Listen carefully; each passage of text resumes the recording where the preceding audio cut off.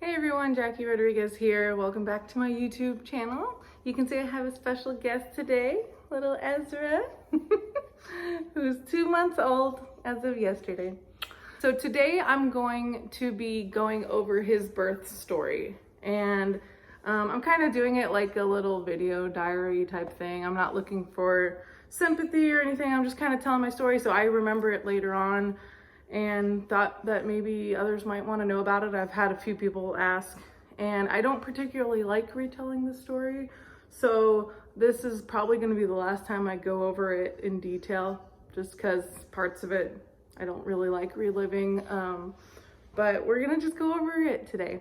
And I just wanted to say I am very grateful for everything. I know there's a lot of people that have had it much worse for labor and delivery, and I'm very grateful. Like overall everything went fine, and I have this precious little baby boy, and so I'm very grateful. And I want to give a shout out to all the staff at Memorial Hermann.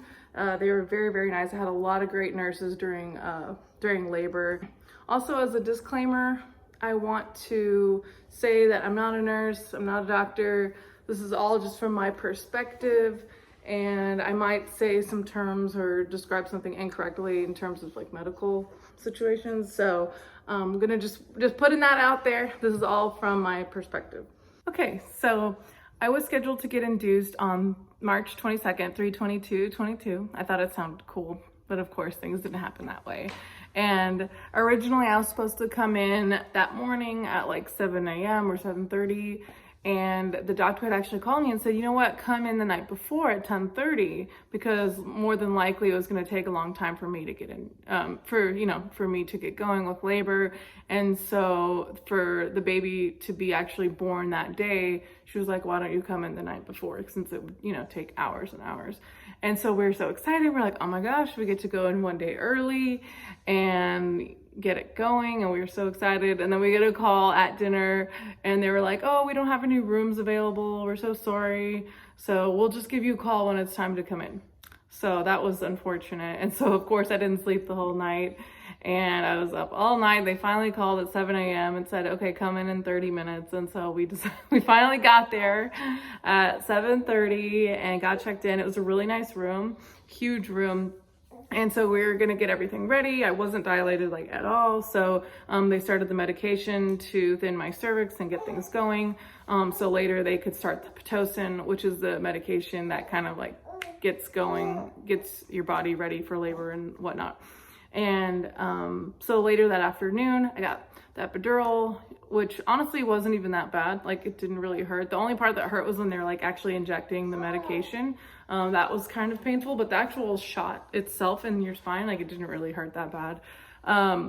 And so I got the epidural, got the catheter put in. We waited till like later that afternoon, even though I still wasn't really dilated. The baby was sitting like really high up in my abdomen. So later on, got all that ready to go so we could start the Pitocin. And you normally want to get the epidural before you start Pitocin, because that's when you're going to start getting contractions. And obviously those hurt, so kind of want to have the epidural so you don't feel the pain.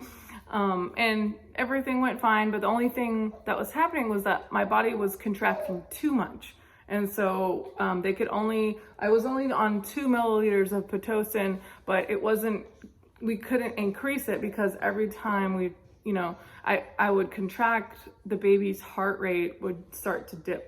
Like on the monitor, you could see my heart rate, his heart rate, and you can just see where it was like, anytime I was having these really big contractions, and I mean, I couldn't feel them or anything, but I was having a lot of contractions, and they were kind of concerned about how fast they were coming. And then the fact that his heart rate would dip periodically.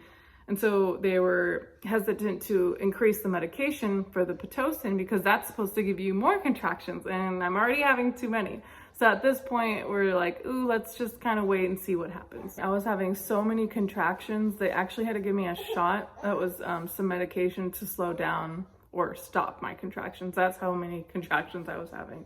It was absolutely insane. So that kind of sucks, because we couldn't move things forward. We couldn't progress forward just because I was having too many. We actually had to go backwards and stop the medication. There were a few times where they actually had to rotate my body because of the heart rate, like for Ezra's heart rate. And they were trying to see if there was any kind of specific position that I could be in that would keep him steady. Because they weren't sure if like maybe his umbilical cord was like around his neck or if he was in distress. They weren't sure.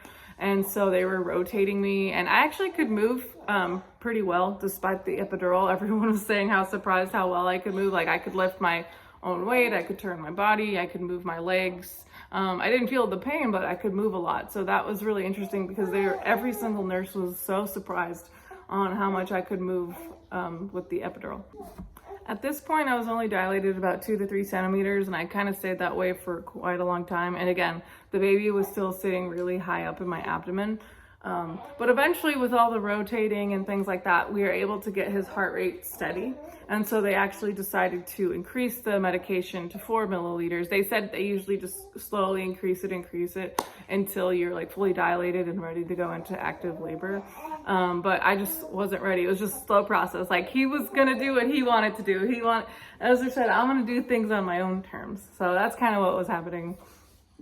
So I was on 4 milliliters of Pitocin for quite a while, and unfortunately, it started happening again. His heart rate kept dropping, and it would go back up, and then it would drop, because again, I'm still having like way too many contractions. And in the middle of the night, like all these nurses came in. Like it was kind of scary because like they were kind of frantic, and they were rotating me constantly. They were like alerting the doctor to let her know just in case like I had to have a C-section, and they were just rotating me, and it was honestly really uncomfortable. They had to give me another shot again to stop the contractions because it was just too many, and his heart rate, they couldn't risk it. So at this point, I'm off the medication completely. I'm not on Pitocin anymore. We're not doing that. So it's all natural. We're just waiting for me to dilate and things to happen. My cervix was kind of starting to thin, but not really. He was still sitting up really high, and eventually my water broke on its own, which was kind of cool. And things started progressing a little bit, like on their own, and I started to dilate, I think up to 5 or 6 centimeters. And unfortunately, that's the most I ever got to. At this point, he was looking really good. His heart rate was fine. Things were progressing pretty normal. So eventually, I started feeling a lot of pain in my neck on my left side, and it was kind of going down my body, like kind of going down my back and actually down my arm, like all the way down my arm. I was just feeling this like really sharp pain, and of course they were worried. They're like, you're not having, making sure I'm not having a heart attack. And this pain was getting really strong, and it was really frustrating. I don't know why. I was like, maybe it was a pinched nerve just because I had been laying in the bed for a really long time. And then eventually I started feeling pain in my right leg, which was really random. I don't know why it was my right leg. I don't know why it was so painful. Then eventually the pain kind of moved up my leg and towards my abdomen, and I could feel the contraction. But that was really uncomfortable because it was every few minutes. I'm like, okay, these are the contractions, and I can feel them for some reason, even though I had the epidural. And so I'm kind of going back and forth with this like pain in my leg / abdomen, and then in my neck and my back. Now it had stopped mostly in my arm. It became more focused on my neck and back at that point. So they were rotating me again just to try to see if it would help with the pain and whatnot, but not really. I was still feeling the contractions. So because I was starting to feel the pain of the contractions, they had decided to double the epidural medication because it was just attached through like this tube in my to my back or something. And they decided to double the medication, so hopefully that would stop, so it would numb the pain. And for some reason, it didn't work at all. It completely didn't work. I actually felt the pain more of the contractions, and I started feeling it more and more. And finally, the pain was making me cry. So I was like, okay, this is getting to be not good. I don't know why the epidural stopped working for some reason. I was still at 5 to 6 centimeters, and the doctor still wasn't sure how, if we were going to be able to do a natural delivery because I wasn't on Pitocin at all. Like I wasn't on the medication to help with the labor. So nothing was happening. I mean, I was slowly progressing. She said it would probably take about an hour per centimeter to dilate, to continue to dilate. And I would be there for hours and hours more. And I mean, I was already crying. And at this point, I had already been in labor for 29 hours. And it was getting really painful. I was crying. And Eric and I talked, and we talked to the doctor. And I mean, she wanted to try to like exhaust all options before before having to resort to a C-section. And so Eric and I made the decision, we're just like, screw it, let's do the C-section, like, we're done. So they got me prepped to do the C-section. They actually had to remove my epidural and give me another one, right, because it wasn't working. And technically this one wasn't an epidural. I think it was called a spinal block or a nerve block or something like that. Anyway, it does the same thing as the epidural, right? So you don't feel any pain, you don't feel anything like from the waist down. And with this spinal block, the same thing with the other epidural, they had told me ahead of time, well, we need to make sure you don't have any headaches. Because if you have any headache, like up here, this like pressure, they said that's called a spinal headache and that's not good. And we just want to make sure you don't have any headaches. And I didn't have any headaches, so we were good to proceed. But unfortunately, the anesthesiologist put it a little bit too high up in my spine. What ended up happening was when I was on the table, this is before Eric was allowed to come in, this is before the doctor came in. There's a bunch of people getting everything ready in the OR, and the anesthesiologist was like asking me, can you move your arms? Because I'm laying there, my arms are out, and he was just testing everything. Like, he was asking me, can you move your arms? And I started talking to him and I said, I can't. And I could not say move. Like, I was trying to tell him I can't move. I can't move. And I just could not say the word move, like, for the life of me. I was just like, I can't. And then he started like, he's looking down on me and he's like freaking out. He's like, oh shit. And he was like, oh my God. So they had to incline me and give me oxygen right away. Everyone was like freaking out. I mean, the guys literally, I can hear everything, see everything. He was like, this hasn't happened in my 20 years of practicing, and he's freaking out. I'm like, great. It's not good when the doctor is freaking out. And it was all happening before my doctor is even in there to do the surgery and before Eric even got to come in there. And so thankfully they were able to resolve it pretty quickly. Like, I mean, with the oxygen and the incline, it resolved itself pretty fast, and I was able to talk to him again. Although I'm not gonna lie, I was like so sleepy. I was so sleepy and I was fighting it. I was like, don't go to sleep, don't go to sleep. And finally Eric got to come in, and he got to come in and he was there for me the whole time and held my hand, and it was lovely. Ezra was born at 2:06 p.m. So it was wonderful. And so the actual surgery part itself was fine. Like, it was a little bit of pressure and things like that, but everything went pretty smoothly. And then I went to the recovery room and was there with the baby. So because I had a C-section, you're required to stay at the hospital for like a few nights afterwards, so they can watch you. And I was still having this neck pain, like that I was talking about before. And I'm just like, man, like, I never got the headaches. Like, I never had the headaches, so it was never a concern to anybody. But I was just having, like, the neck pain was getting worse and worse. I'm like, really not, like, I'm really having trouble moving it at all. And it was very, very painful. And all they could do at the hospital, like, all the nurses could do was give me a heating pad and like more hydrocodone. And it was not working at all. It was getting worse. And I mean, I was having like muscle spasms, like on both. And at this point, it wasn't just left side, it was both sides of my neck. And I was having like these muscle spasms, and my neck would like, it would just shake, like I could feel it locking. Like, my neck would just lock and I could not move. And it was so painful. Now, granted, I was on bed rest anyway, so I couldn't get up and do anything. But still, like, it was still so painful. The only relief that I had was laying down. And I felt terrible because Eric had to do everything. Like, he was changing his diaper, he was taking care of him, he was feeding him.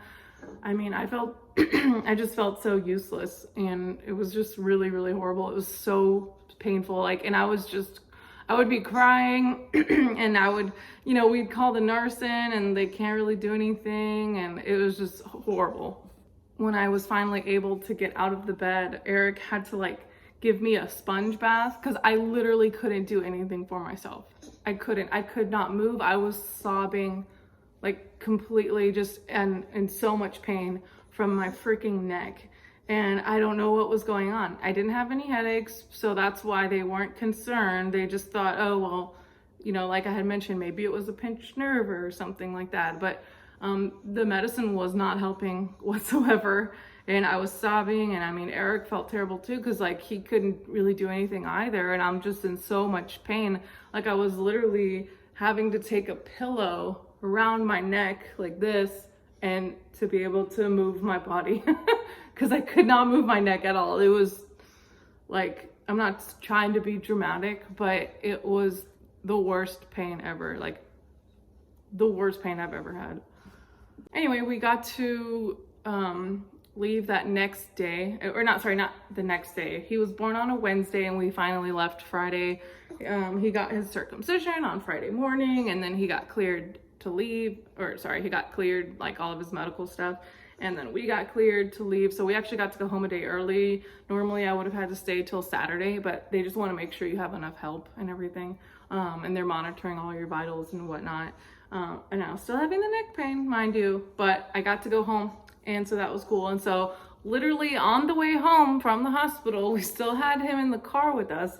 Of course it's a Friday and there's nothing open, there's no doctor. Like I thought, well, maybe if I go to like chiropractor, acupuncture, or something, anything to help. So we went to like this acupuncture place in Katy, because I remember in the past I've had neck pain before, and they did this thing where they put a needle in you, like in the muscle, and it like clears the pain. Like I knew I just needed it to get worked out. Like I knew it was just like stiffness and I needed it to get worked out. And I later found out it's called dry needling, and it's like, it had helped so much in the past, I remember. But anyway, so I was like, oh, well, maybe acupuncture will help.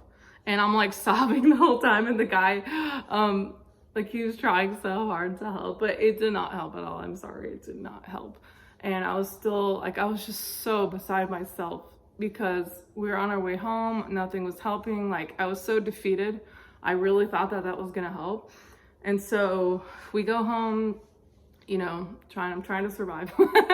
And the next day on Saturday, I find a chiropractor, like the joint chiropractor, because it's the only place open on the weekends, not realizing they're not a full service chiropractor. It's just like you just get adjustments there. But anyway, I was like, whatever, I'm going, like anything to try to relieve some of this neck pain, because I'm not kidding you, when it was so stiff, I couldn't move because it would just lock up. And I literally was just sitting at the table, sobbing my eyes out, and I wanted to pass out from the pain. Like I was literally gonna pass out from the pain. And Eric just felt so terrible because like he's just watching me, you know, get upset, and there's nothing he can do about it. The chiropractor did end up helping a little tiny bit. Like I got a little bit of mobility, but it was like brief. A little bit of mobility back. Again, the pain meds were not really helping. Like the only relief I had was laying down. Like that's the only time that I was like somewhat okay and not wanting to cry. And so after the chiropractor, when I got home and I had taken a nap or whatever, that's when the headaches began. So then all of a sudden I started getting this pounding headache like up here, and it would get worse when I would sit up or when I would stand, or like when I would look at bright lights. And then at some point, I don't really remember how we got to this conclusion, but we remembered about like the spinal headaches, and then like we looked it up. I think like Eric's mom sent me something about spinal headaches, and I was like, oh my God, this is exactly what's happening to me. Like this is exactly what's happening. And I remember like both anesthesiologists, when I got my first epidural and when I got the second one right before the C-section, both of them had warned me about these spinal headaches. They said, do you have a headache? Or do you have a headache? And I was like, no, I don't.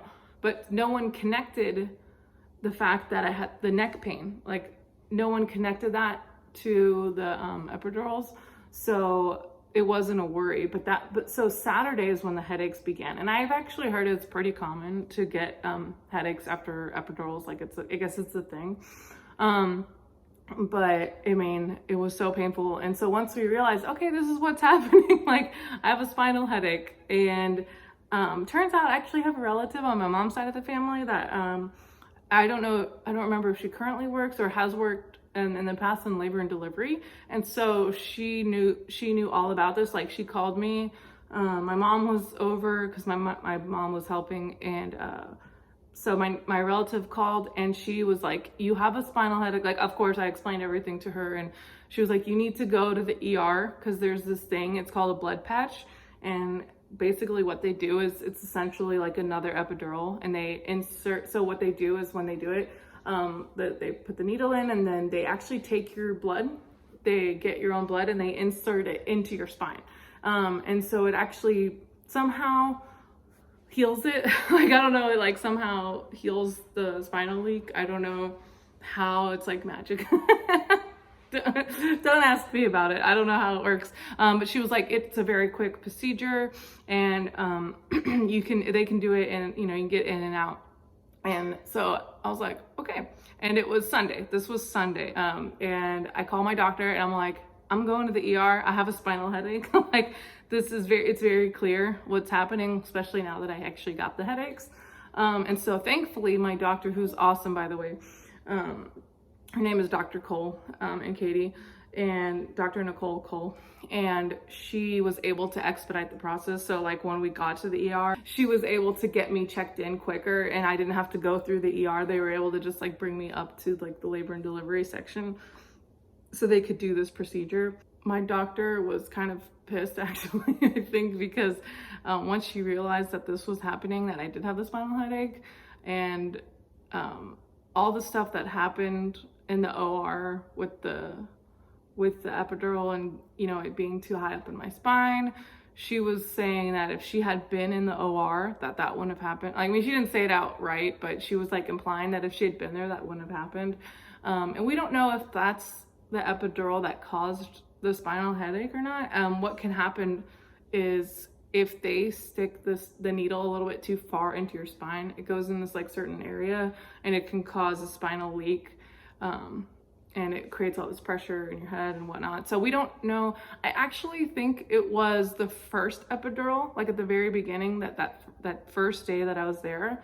I think it was that anesthesiologist that might have messed up, because it was like a little bit later that afternoon that I started feeling the neck pain extreme.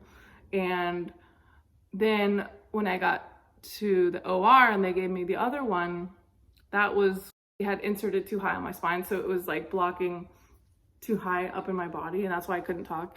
And so that anesthesiologist had messed up. But we don't know if that one had anything to do with the neck pain or the headaches, so I don't know. There's a lot of things that happened. But when I went back to the ER, to circle back, so when I got back there and they were gonna give me the blood patch, that anesthesiologist, his name was Dr. Goldstein, and he was awesome. Like, he was legit. He was very, very informative. He knew exactly what he was doing. Like, I felt like I could trust him. He was explaining everything to me. He explained what was happening, like what had happened with the spinal headaches and how they happen and blah, blah, blah. And then what we were doing with the blood patch. And he did it very quickly and it went away. Like, I'm not even kidding. It was like magic again. The pain, it literally all disappeared. Like, the headaches were gone. My neck pain was gone. Now, granted, it was still pretty stiff just because like of everything that had happened and me not being able to move it. But the pain was gone. And I mean, I couldn't believe it. And I was kind of like mad because nobody connected the dots that the neck pain that I was having was related to the spinal headache. They were only worried about me actually having physical headaches. And that didn't even happen until Saturday, and he was born on Wednesday. So it took a few days for the headaches to actually appear. But I was in pain that whole entire time. So it was pretty awful. Like, honestly, the birth part wasn't even that bad. Like, most people, it's like the labor and the birth part that actually suck. But that part really like wasn't the most terrible thing. It was all the postpartum, like the aftermath of everything. And that's pretty much the whole story. Like, I felt so guilty those few days following because I could not take care of my own new baby. And like, I just felt like a horrible mom because I could not take care of him, and Eric was having to do everything. Like, seriously, he's the best. Like, he's literally the best dad ever. And I mean, I'm so thankful for my parents and my in-laws. Like, they helped so much too, especially like the first couple of weeks, just in general with everything, but especially at the beginning with all this pain that I was having. And I mean, everyone was so relieved after I got the blood patch done, because I felt like I could actually participate, like I could actually take care of my little baby.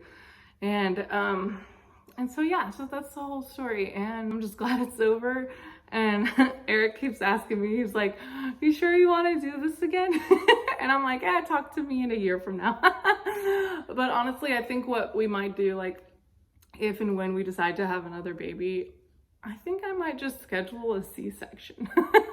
Like, I know C-section is way more intense, like it's a major surgery and it's longer recovery, but honestly, like, I'm kind of thinking that might be the way I want to go next time. And that's what my mom did with my brother.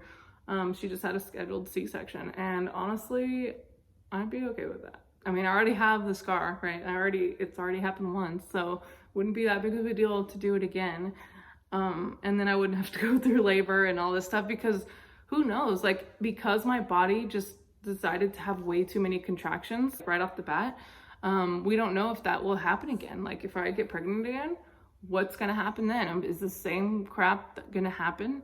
I don't know. And it was pretty terrible. And again, I want to just put out there, I'm so grateful, like, for everything. I know there's so many people that have had way worse experiences. Like my stepson, his birth was super traumatic and life-threatening for him and his mom, and it was horrible. You never know what could happen, and we're so thankful that that ended up, and that ended up good, and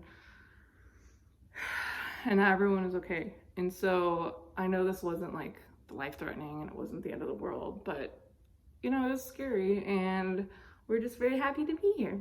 And so now he's 2 months and he's happy and he's thriving, and yeah, just excited for what's to come. So anyway, thanks for watching, and if you could please subscribe. I had to start over on this YouTube channel because I had deleted my old email address, and so I started over completely. Like, I re-uploaded all my videos and everything, so I literally have no subscribers. So if you can, please please subscribe, and we'll see you next time. Bye. Say bye, Ezra. He's not happy right now.